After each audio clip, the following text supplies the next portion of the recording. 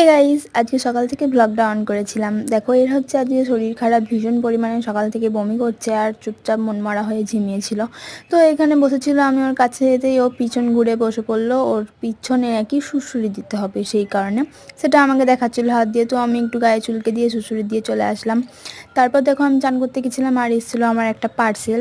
সেটাকে নিয়ে আমি এখানে খুলতে বসে পড়েছিলাম কেমন এসে জিনিসটা দেখার জন্য। সাথে আমার বোনও ছিল।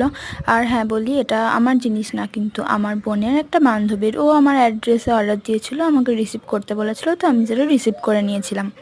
আর এটা ছিল একটা স্টাডি টেবিল। তোমরা জিনিসটা দেখে অবশ্যই বুঝতেই পারছো। আর জিনিসটা ওই রেটের মধ্যে সত্যি অসাধারণ এসেছিলো। আমার পার্সোনালি খুব পছন্দ হয়েছিল। মানে ওই বাজেটের মধ্যে জিনিসটা খুবই সুন্দর হয়েছিল। আমার পার্সোনালি ভীষণ পছন্দ। আর আজ হচ্ছে 25 ডিসেম্বর, মানে আমাদের বাঙালিদের কাছে হচ্ছে কেক খাওয়ার দিন আজকে। তো আমিও তার ব্যতিক্রম নয়, আমিও এনেছিলাম বাড়িতে কেক। তো